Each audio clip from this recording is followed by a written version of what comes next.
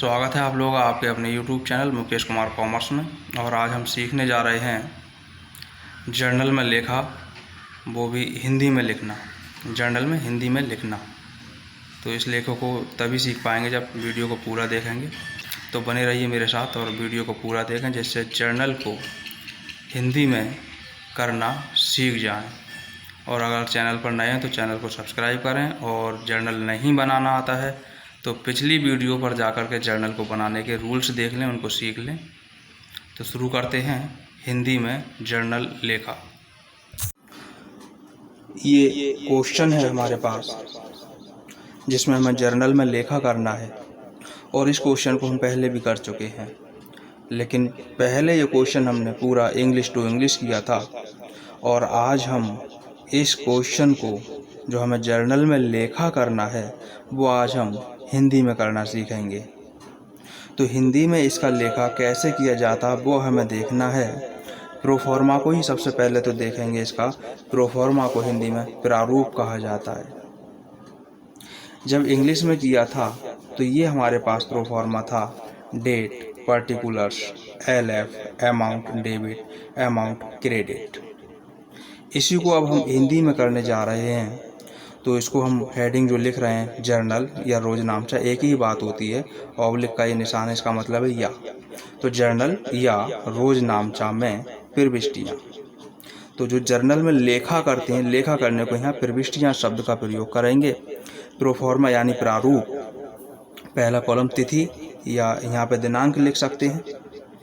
विवरण, खाता पन्ना, धनराशि, धनराशि की जगह हम खाली राशि लिख सकते हैं, रकम लिख सकते हैं। अब धनराशि डेबिट, और डेबिट को ऋणी कहा जाता है, तो इन दोनों में से कोई सा एक शब्द का प्रयोग कर सकते हैं। धनराशि डेबिट और धनराशि क्रेडिट, या फिर धनराशि ऋणी, धनराशि धनी। इस तरह से हम इनका प्रयोग कर सकते हैं। लेखा करने के लिए जो नियम बताए थे वो नियम तो हिंदी में ही बताए थे। उसी तरह से हमें एक बार फिर यहाँ देख लेना है। मैं नियम आप लोगों को दिखाई देता हूँ। ये रूल्स मैंने आप लोगों को बताए थे और कहा था ये आप लोगों को याद करने हैं। खाते हमेशा व्यापार के बनाए जाएंगे, जो व्यापार का मालिक है उसके नहीं, व्यापार के। जैसा ये लिखा है, व्यापार में आने वाली वस्तु या मद जो भी है वो हमेशा डेबिट होगी, और व्यापार से जाने वाली वस्तु या मद क्रेडिट होगी। पाने वाला व्यक्ति कंपनी या फर्म हमेशा डेबिट, देने वाला व्यक्ति कंपनी या फर्म हमेशा क्रेडिट। ये पाने वाला, ये देने वाला जो है कंपनी, व्यक्ति, फर्म, ये हम अपना नहीं, ये दूसरा पक्ष होता है, उसको देखना होता है। समस्त व्यय खाते जैसे वेतन, मजदूरी, किराया, ये डेबिट होगा। समस्त आय खाते जैसे ब्याज, कमीशन आदि, अगर हमें प्राप्त हो रहा है ये रकम इन चीज़ों से तो ये आय है और आय क्रेडिट होगी। और इन चीज़ों में रुपए खर्च हो रहे हैं तो ये हमारा व्यय खाता है।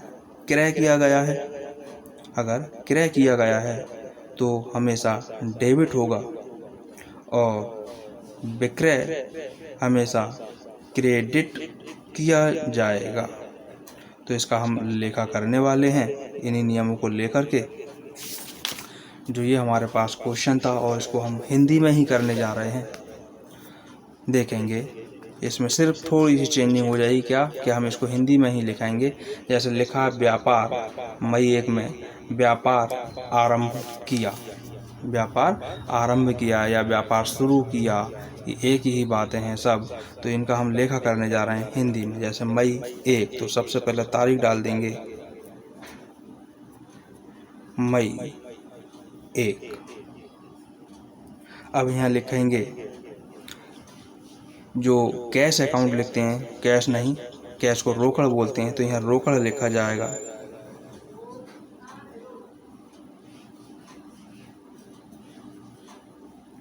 खाता उसमें और जोड़ दिया, रोकड़ खाता। और जो हम यहाँ डेबिट लिखते थे, डेबिट की जगह ऋणी लिख दिया जाएगा। यहाँ मैंने पूरा लिखा है, आगे से शॉर्ट में लिखेंगे। तो रोकड़ खाता ऋणी, और दूसरा खाता प्रभावित होता है पूंजी खाता। तो यहाँ लिखा जाएगा पूंजी खाता और जो ये रोकड़ खाता लिखा है इसके सामने तो ऋणी लिख दिया, और जो क्रेडिट वाला खाता होता है उसके आगे हम का शब्द का प्रयोग कर देते हैं। ये हो गया पूंजी खाता का। और जो भी इनके रुपए थे वो सामने इनके रुपए लिख दिए जाएंगे। 40,000 रुपये थे तो 40,000 रुपया लिख दिया जाएगा ऋणी पक्ष में।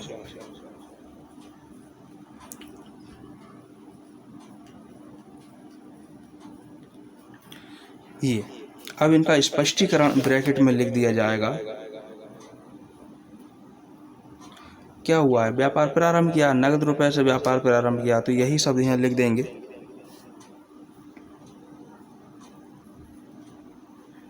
नकद पूंजी से व्यापार आरंभ लिख सकते हैं, प्रारंभ लिख सकते हैं, शुरू लिख सकते हैं, किया। लेखा पूरा हो गया। दूसरा लेखा लिखा है मंजुल से नगद माल खरीदा। तो जब नगद माल खरीदा गया, आप लोगों को इसके लिए जर्नल के मैंने रूल समझाए हैं, उसमें जा कर के आप देख सकते हैं, पीछे वीडियो पड़ी हुई है जर्नल में लेखा करने के रूल्स, वो आप लोग ज़रूर देख लें। तो मंजुल से नगद माल खरीदा। जब नगद माल खरीदा जाता है तो व्यापारी का नाम लिखने की आवश्यकता नहीं होती है। मई 4 मंजुल से नगद माल खरीदा गया है, तो माल खरीदा गया है और क्रय को हमेशा डेबिट किया जाता है, तो यहाँ लिखेंगे हम क्रय खाता ऋणी। और मैंने ऊपर बताया था कि इसको हम इस तरह शॉर्ट में लिख सकते हैं। और इसमें हमारे पास में माल आया था, क्रय हुआ था, इसलिए डेबिट हो गया क्रय खाता, या माल खाता भी डेबिट कर सकते थे, लेकिन माल नहीं, हम क्रय और विक्रय को ही देखेंगे। अब ये नगद था तो इसमें रोकड़ हमारे पास से गई है, तो इसको लिखेंगे रोकड़ खाता का। और जो रुपए हैं 20,000 रुपये दिए हैं, तो वो 20,000 रुपये इनके सामने लिख दिया जाएगा।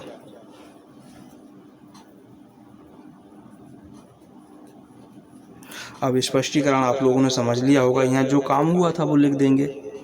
यहाँ माल नगद खरीदा गया तो यहाँ लिख देंगे नगद माल खरीदा। ये लेखा हमारा पूरा हुआ। अगला लेन देन है राम से माल खरीदा। तो ये उधार का लेन देन है। तारीख है 6। राम से माल खरीदा, माल खरीदा तो ये भी क्रय खाता हुआ। प्रभावित जो होगा वो क्रय खाता ही होगा। क्रय खाता ऋणी। अब यहाँ उस व्यक्ति का नाम लिखा जाएगा जिसने हमें माल दिया है। राम ने माल दिया, राम देने वाला व्यक्ति है तो वो क्रेडिट होगा। यहाँ लिखा जाएगा राम का। और जो रुपए हैं 10,000, वो 10,000 रुपये लिख दिया जाएगा।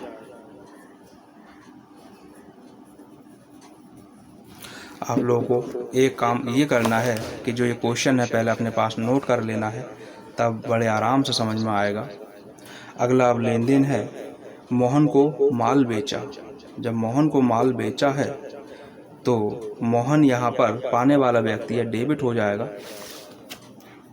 अब मैं यहाँ स्पष्टीकरण नहीं लिख रहा हूँ, स्पष्टीकरण आपने समझ लिया होगा, लिख सकते हैं आप। तारीख 6 के बाद आ गई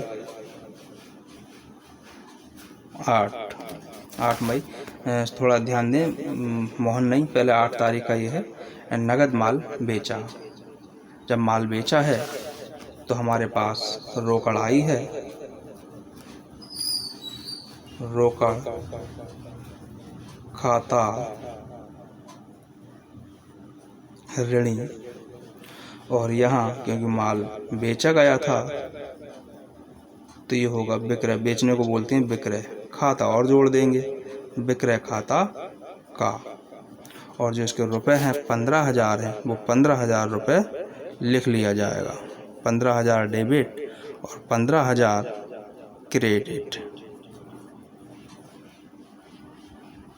इसके बाद अगला लेन देन है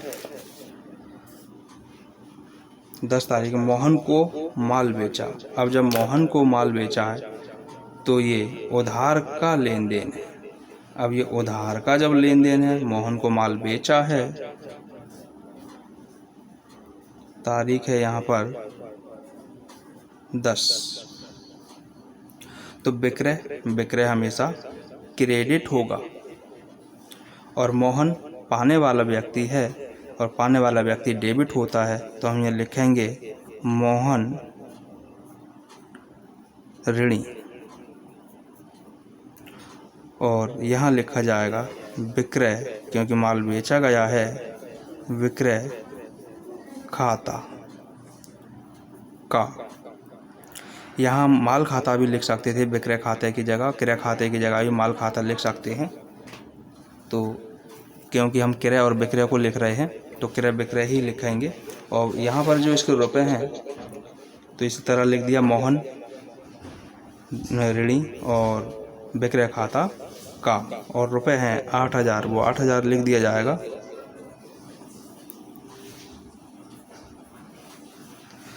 बाकी ब्रैकेट में लिख दिया जाता है, वो आप लोग लिख लेंगे, समझ लेंगे। सिर्फ हमें इतना लिखना है, जो लाइन क्वेश्चन में लिखी थी वही लिख देंगे, कोई दिक्कत नहीं है। मोहन को माल बेचा, इतना लिख देंगे। इसके बाद अगला जो लेन देन है लिखा है राम को भुगतान किया। यहाँ पर राम को भुगतान किया है, तारीख दे रखी है 15। तो राम यहाँ पाने वाला व्यक्ति है और पाने वाला व्यक्ति हमेशा डेबिट होता है, तो यहाँ लिखा जाएगा राम ऋणी। और यहाँ पर हमारे पास से रोकड़ जा रही है, तो लिख देंगे रोकड़ खाता का। और भुगतान दिया गया है 5,000 रुपये, क्वेश्चन में दे रखा है, तो 5,000 रुपये लिख दिया जाएगा। अब ब्रैकेट में यहाँ पर हम लिख देंगे जो काम हुआ, और वो काम क्या हुआ है, राम को भुगतान दिया गया है, तो यहाँ पर लिख दिया जाएगा राम को भुगतान दिया। 15 के बाद तारीख 20 दे रखी है, और 20 तारीख में लिखा गया है मोहन से प्राप्त किए। यहाँ जब मोहन से प्राप्त किए तो हमें रोकड़ प्राप्त हुई है, और प्राप्त होने वाली कोई भी वस्तु हमेशा डेबिट होती है। और दूसरा है मोहन से प्राप्त किए, तो मोहन देने वाला व्यक्ति है, मोहन क्रेडिट हो जाएगा। इस तरह से इसको हम लिखाएंगे। देखें,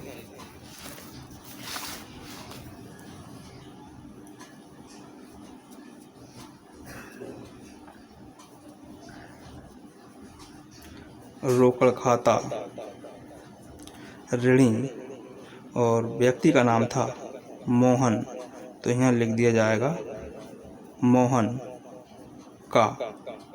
और रुपए हैं 6,000, तो 6,000 रुपये डेबिट और 6,000 क्रेडिट कर दिया जाएगा। 6,000।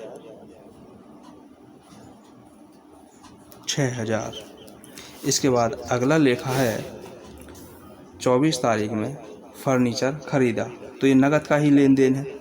तो फर्नीचर खरीदा, देखें तारीख हमारे पास है 24। फर्नीचर खरीदा, तो फर्नीचर हमारे पास आ गया है, आने वाली वस्तु डेबिट होती है,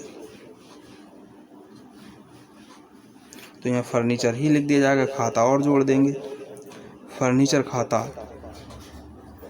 ऋणी, और रोकड़ हमारे पास से जा रही है, तो रोकड़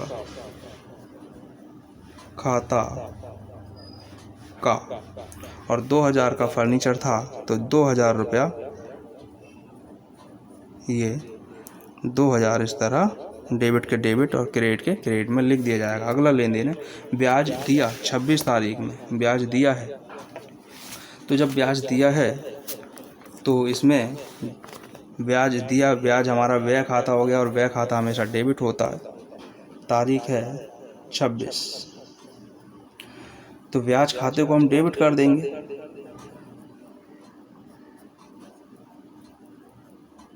ब्याज खाता ऋणी और दिया है, तो रोकड़ हमारे पास से जा रही है, रोकड़ खाता का, जिसके रुपए 400 दे रखे हैं तो वो 400 रुपये लिख देंगे। ब्रैकेट में जो लाइन लिखी जाती है वो हर लेन देन की लिखी जाती है, वो आप लोगों को समझ लेना है, लिख लेना है। भाई ब्याज दिया गया था तो ब्याज लिख देंगे। अगली तारीख है 28, जिसमें लिखा है कमीशन मिला। तारीख है 28, कमीशन मिला तो ये हमारा आय खाता है और आय खाता हमेशा क्रेडिट होता है। तो कमीशन में जो हमें मिला वो रोकड़ प्राप्त हुई, तो हम लिखेंगे रोकड़ खाता ऋणी, और यहाँ ये है कमीशन खाता, तो यहाँ पर हम लिख देंगे कमीशन खाता का जो मिला है 200 रुपये, वो हम 200 रुपये को इस तरह ये लिख देंगे। इसके बाद अगला लेन देन है 31 तारीख में, और यहाँ लिखा है वेतन दिया है वेतन, तो ये हमारा व्यय खाता हो गया, यानी खर्च का खाता है, और व्यय खाता हमेशा डेबिट होता है। तो हम यहाँ लिखेंगे वेतन खाता ऋणी, और वेतन में हमारे पास रोकड़ गई है तो यहाँ लिखेंगे रोकड़ खाता का, और रुपए हैं इसके 300, तो वो 300 रुपये हम लिख देंगे। और आप लोग देख रहे हैं मेरे पास प्रोफॉर्मा में इसके प्रारूप में लाइनें कम पड़ गई हैं, और मैं ऐसे ही इसको लिखता जा रहा हूँ। अब जो लाइनें कम रह गई उनको लाइनों को पूरा कर लेंगे। तो इस तरह से बनाया जाता है हिंदी में। तो हिंदी में बनाएं या इंग्लिश में बनाएं, इससे कोई फ़र्क नहीं पड़ता है। आप हिंदी में चाहें तो हिंदी में बना सकते हैं, अंग्रेजी में चाहें तो अंग्रेजी में बना सकते हैं। जैसे आपको इजी लगे, जैसे सरल लगे, आप वैसे इसको बना सकते हैं। तो मैं ये लाइनें पूरी कर रहा हूँ अभी इसकी तो इस तरह ये लाइनों को मैंने पूरा कर दिया है, और इसके बाद इसमें हमें लिखना होता है टोटल। तो यहाँ पर कुल धनराशि या कुल योग हम यहाँ पर लिख देते हैं। कुल योग या कुल धनराशि हम यहाँ लिख देते हैं, और लिखकर इनका टोटल दोनों पक्षों का अलग अलग जोड़ करके लिखना चाहिए, जिससे अगर योग में कोई पहले जैसे इसका जोड़ा है हमने, इसमें गलती हो गई तो इसे जोड़ने पर मिल जाएगी, पहले ऐसे जोड़ा है तो बाद में ऐसे जोड़ने पर गलती मिल जाएगी अगर होगी तो, क्योंकि दोनों का योग समान आता है। और वो आया था पहले जो अंग्रेजी में सवाल कराया था, मैं उसी में से देख करके लिख दे रहा हूँ।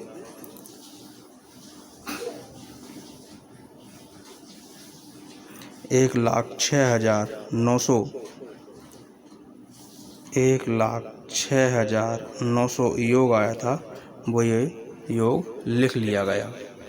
तो इस तरह से आप इसको हिंदी और अंग्रेजी दोनों में कर सकते हैं। और ये पूरा क्वेश्चन मैं अभी आपको दिखाता हूँ।